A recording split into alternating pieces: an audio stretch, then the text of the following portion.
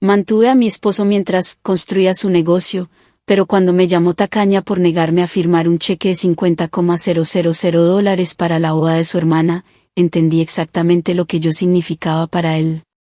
Y lo que él estaba a punto de perder. Acabo de cerrar un capítulo enorme de mi vida. El divorcio con Daniel ya es definitivo, ¿y saben qué? Me siento, ligera. Liberada. Estoy en mi propio apartamento ahora, cerca del trabajo, empezando de cero. Hay paz, algo que no sentía hace mucho tiempo. Pero para entender realmente esta sensación, esta tranquilidad, tenemos que retroceder. Volver al punto donde todo empezó a desmoronarse, hace aproximadamente 1 año y medio, con Daniel. Llevábamos 5 años juntos, 3 de casados.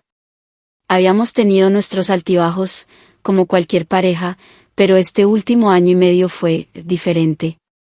Daniel decidió dejar su trabajo. Dijo que no era feliz, lo cual, claro, lo entendía. Pero lo hizo sin tener un plan B, y eso fue un golpe. Yo estaba trabajando, así que le dije que lo apoyaría. Y lo decía en serio. Quería verlo feliz, sabía que soñaba con construir algo propio. Le prometí que lo sostendría financieramente todo el tiempo que necesitara para lanzar su negocio. Pensé que serían unos meses, a lo sumo. Pero pasó 1 año y medio. 1 año y medio de mi cheque de pago cubriendo casi todo. Cada vez que le preguntaba por su progreso, se ponía irritable, me decía que no podía apresurar las cosas. Y luego me soltaba la clásica, si me resultaba tan inconveniente cubrir los gastos, entonces regresaría a un trabajo que odiaba, porque eso era claramente lo que yo quería. No fue fácil. Peleábamos mucho. Y para mí, la presión era inmensa. Apenas llegaba con mi sueldo para todo, sin casi ninguna ayuda de su parte. Y no solo hablo de dinero, tampoco recibí apoyo emocional. Nuestro matrimonio se estaba desintegrando, y cada día iba peor. Luego, mi cuñada, Sofía, se comprometió. Algo para celebrar, ¿verdad? Pero un par de semanas después de su fiesta de compromiso, Daniel vino y me dijo que quería que le hiciera un cheque de $50,000. Sí, 50,000. Quería contribuir a la boda de Sofía. Al parecer, ella planeaba una boda grandiosa, y sus padres necesitaban ayuda. Él, por supuesto, no quería tocar sus propios ahorros, porque los guardaba para su negocio. Fue una locura.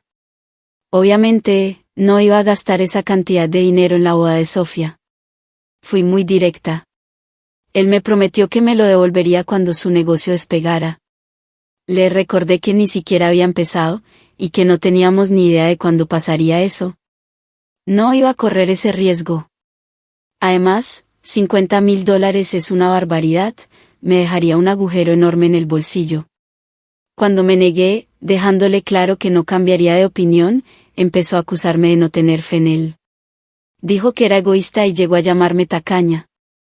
Esa fue la gota que colmó el vaso. Por 1 año y medio lo había estado apoyando.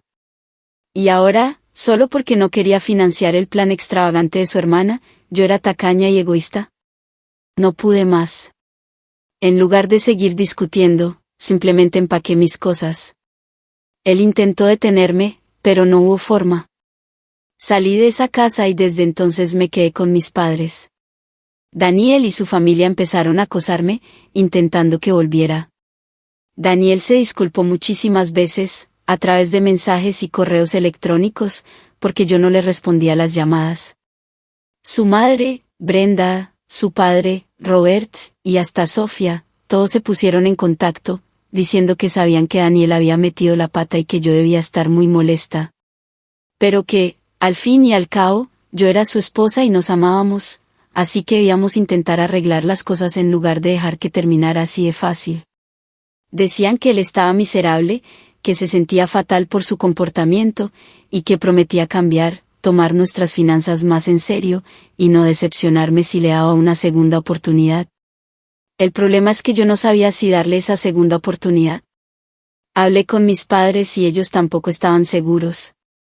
Honestamente, yo misma estaba agotada después de ese 1 año y medio. Aunque todavía sentía algo por él, por eso siquiera lo consideraba, las cosas ya no eran las mismas para mí. Nadie entendía lo duro que había sido, financiera y mentalmente. No quería volver a ese estado. Era agotador, física y emocionalmente.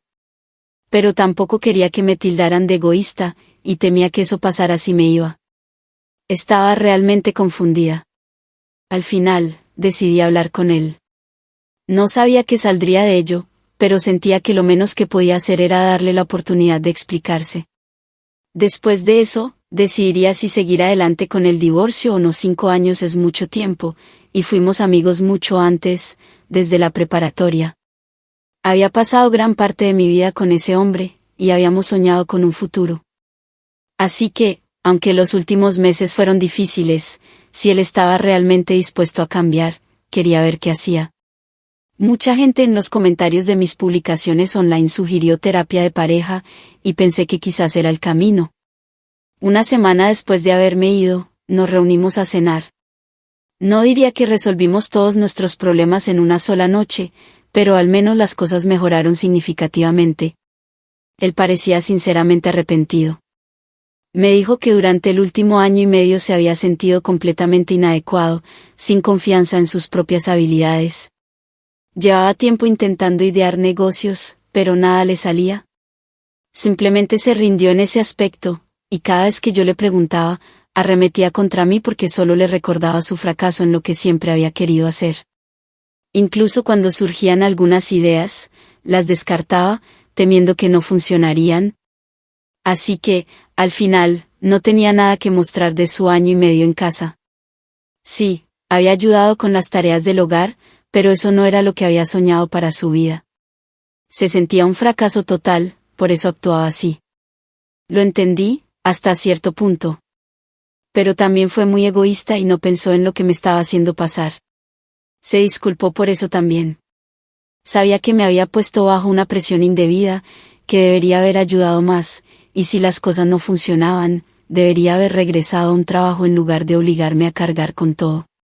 Porque seamos honestos, la última discusión no fue solo por no querer contribuir a la boda de Sofía. Fue por su comportamiento durante 1 año y medio y lo increíblemente difícil que me había hecho la vida. La expectativa de que yo pagara la boda fue solo la gota que colmó el vaso, el catalizador. Llevábamos mucho tiempo luchando en nuestro matrimonio, y finalmente lo reconocimos. Hasta entonces, solo habíamos fingido que todo estaba bien. Luego hablamos de la famosa promesa. Él me dijo que fue muy irrazonable de su parte pedirme ese dinero. Pero tenía sus razones. Mucho tiempo atrás, cuando nos casábamos, le había prometido a Sofía que, así como él se casaba como quería, se aseguraría de que ella también tuviera lo que deseaba. Era una promesa emocional, y todos en la familia saben que Sofía siempre había soñado con su boda y sus hijos. Esto era muy importante para ella, y lo respeto. Pero, al final, esa no era una promesa que yo hubiera hecho. No tenía por qué cumplirla, ni excederme cuando ya había hecho todo lo posible por apoyar a mi marido financieramente. Daniel mismo admitió que cuando hizo esa promesa, asumió que sería algo factible. Pero $50,000 es una locura. Ni Sofía ni su prometido vienen de familias que puedan permitirse una boda así. Aún así, mis suegros y los padres de su prometido estaban haciendo todo lo posible para darle lo que quería. Se conocen desde la secundaria, era una relación seria, y todos sabían que se casarían. Así que, sí, probablemente sería su única boda, y entiendo por qué quiere algo tan grandioso.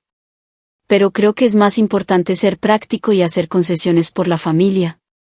Y ella no lo estaba haciendo. Le dije a Daniel que la promesa era suya, su responsabilidad, no la mía. Y que las cosas que me había dicho ese día, llamándome egoísta y tacaña, habían sido muy hirientes, y no las olvidaría pronto. Él me dijo que estaba avergonzado de su comportamiento, que fue totalmente injustificado, que solo estaba proyectando sus propias inseguridades y fracasos en mí. Se disculpó por todo, porque no me lo merecía después de lo que había hecho por él. Al menos, en eso estábamos de acuerdo. Le dije que todavía necesitaba tiempo. No podíamos resolver todos nuestros problemas en una sola noche. Fue entonces cuando las cosas empezaron a ir cuesta abajo. Porque después de que hablamos de todo y le dije que aún necesitaba procesar las cosas y quería ir a terapia de pareja, él empezó a decir que todo eso no era necesario, que ya habíamos hablado y yo podía volver a casa, y podríamos arreglarlo solos. No se sentía cómodo con la idea de involucrar a un terapeuta. Tuve que decirle que estas eran las cosas que teníamos que hacer para salvar nuestro matrimonio, que era evidente que necesitábamos esa ayuda profesional. Fue un año y medio muy duro, especialmente para mí, y esto era lo que quería, era innegociable. Tampoco le hizo mucha gracia que decidiera quedarme con mis padres unas semanas más. Quería que volviera, que si no pasábamos tiempo juntos, no podríamos resolver nada. Y aunque tenía un punto válido, yo no estaba lista para volver. Necesitaba espacio, y se lo dejé muy claro, esto era importante para mí. Si íbamos a intentar mejorar las cosas, él tenía que empezar a respetar lo que yo quería, en lugar de pensar siempre en lo que él quería. Ese había sido el problema todo el tiempo. Entiendo que él tiene sus propios sentimientos y opiniones sobre cómo debería ser nuestro matrimonio, pero las cosas no siempre pueden ser a su manera. No puede tener esa mentalidad de, o mi forma o ninguna, porque no es justo para mí. Lo regañé por eso, porque minutos antes había reconocido cómo su comportamiento había afectado negativamente nuestro matrimonio, y aún así, estaba actuando igual. Al final, supongo que se dio cuenta de que esto era importante para mí, así que no discutió mucho, pero pude ver que no estaba contento con cómo había terminado la conversación. Quería que yo regresara lo antes posible y que fingiéramos que todo había vuelto a la normalidad, pero no era así, y yo no iba a fingir. Así que, en resumen, decidimos probar la terapia de pareja. Empecé a buscar terapeutas. Pasaron las semanas. Llevábamos 4 sesiones. Y no sé cómo explicarlo, pero no estaba yendo tan bien como para querer volver con él. Si quería que funcionara, estaba esforzándome mucho, pero no hacía clic. Al menos, no en ese momento. Y no sabía cuánto tiempo tomaría. E incluso si llegaba a resolver los problemas con Daniel, no sabía cómo lidiar con su familia. Me estaban volviendo loca. Desde que se enteraron de que no había vuelto con él y lo había perdonado del todo después de la cena, empezaron a decirme que estaba malgastando nuestro dinero en terapia, que solo tenía que volver. Que si pasábamos más tiempo juntos, todos nuestros problemas desaparecerían automáticamente. No creo que supieran de lo que hablaban. Ignoré todos sus mensajes y correos electrónicos porque, sinceramente, no quería hablar con ellos sobre eso. No sabían lo suficiente de mi matrimonio para opinar. Me irritaba mucho que me insistieran con sus opiniones. Se lo mencioné a Daniel y lo saqué en nuestras sesiones de terapia, pero él creía que su familia tenía derecho a sus opiniones y que eso estaba fuera de su control. Se negaba a hablar con ellos al respecto. Naturalmente, eso era muy frustrante, y no sabía qué hacer. Por eso seguía con dudas sobre si debía volver. Llegó la 7ª semana de terapia y seguía decepcionada. Sentía que surgían nuevos problemas cada vez que asistíamos a las sesiones. Aunque intentábamos vernos semanalmente para arreglar las cosas, parecía que cada conversación terminaba en una discusión. No nos gritábamos, pero era un constante regateo, desacuerdos y pasivo-agresividad. Era bastante molesto y agotador. No veía cómo iba a funcionar si seguíamos dando vueltas en círculos. Yo seguía viviendo con mis padres porque no veía cómo podría volver con él si seguía teniendo problemas. Y él ya ni siquiera me pedía que volviera. No era una buena señal. Lo único por lo que estaba agradecida era que su familia había dejado de molestarme. Pero no fue por su interferencia. Les respondí unos días antes, diciéndoles que, aunque respetaba sus opiniones, no tenían derecho a molestarme constantemente. Les dije que haría lo que creyera correcto para mi matrimonio y que no tenían derecho a entrometerse.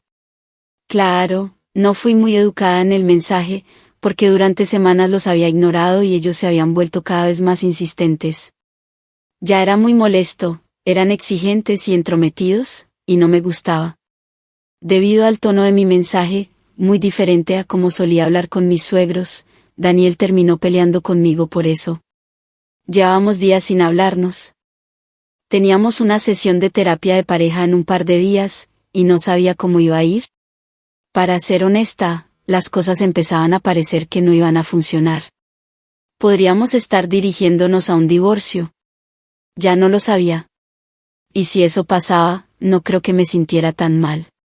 Creo que solo sentiría alivio, porque lo había intentado con todas mis fuerzas y claramente no estaba funcionando. Solo quería que todo esto terminara pronto. Un mes después, la decisión estaba tomada. Daniel y yo habíamos estado discutiendo la idea del divorcio, de un lado para otro. Era muy difícil para ambos, porque no es que todo el amor se hubiera perdido y nos odiáramos. En ese caso, el divorcio habría sido la opción obvia y fácil de llevar. Pero, lamentablemente, no queríamos hacernos daño, y era inevitable que eso pasara. Sin embargo, tuvimos que tomar la difícil decisión de separarnos mutuamente, porque claramente ya no podíamos hacerlo funcionar. Fue duro, no voy a mentir. Ambos lo habíamos intentado con todo. Pero supongo que, en algún punto del camino, ambos nos dimos cuenta de que ya no éramos el uno para el otro. Sería mejor dejar este matrimonio que quedarnos atrapados y ser infelices. Terminamos las sesiones de terapia. Ya había hablado con un abogado y presentaría la solicitud de divorcio muy pronto. Discutimos la idea de la pensión alimenticia, porque supuse que él tendría derecho a ella al estar desempleado. Pero se negó rotundamente a aceptar cualquier tipo de pensión de mi parte, diciendo que ya lo había ayudado lo suficiente. Así que, eso fue algo bueno. Realmente esperaba que el proceso de divorcio fuera fácil, ya que en nuestro estado no hay un largo periodo de espera. Iba a ser desgarrador, lo sabía, pero era algo por lo que tenía que pasar, porque simplemente ya no éramos compatibles. Estoy agradecida de tener un sistema de apoyo, mis padres y mis amigos. Hasta entonces, les había ocultado todos los problemas de mi matrimonio. Pero ahora que las cosas habían llegado a este punto, les conté todo lo que había estado pasando y han sido increíblemente útiles, ayudándome a procesar mis emociones. Han estado ahí para mí. Estoy muy feliz de tenerlos a mi lado en este momento difícil. Y así fue. Hace unos días, mi divorcio de Daniel se finalizó. Fue un proceso difícil. Aunque el divorcio en sí fue relativamente sencillo, la parte emocional fue la más complicada para ambos. Pero ya terminó, y nos separamos con nada más que amor y respeto el uno por el otro. Espero que él encuentre lo que ha estado buscando. Espero que en el futuro las cosas mejoren para él, porque durante el divorcio, regresó a su antiguo trabajo, el que odiaba, porque quería ser independiente, y en ese momento tenía que serlo, porque yo me iba. Ya no tengo ningún resentimiento hacia él. Le deseo lo mejor en el futuro y espero que para mí también haya solo cosas buenas.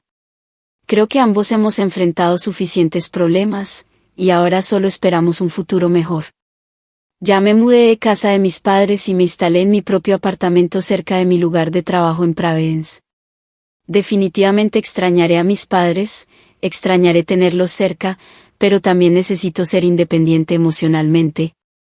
Tengo la suerte de tener amigos y familia a mi lado, como dije en mi última actualización, y han estado conmigo en todo momento. Han sido un pilar de fuerza y apoyo para mí, y creo que tuve mucha suerte en ese aspecto, con la gente que tengo a mi lado. Así que, en fin, estoy mejor ahora. ¿Qué habrías hecho tú en mi situación?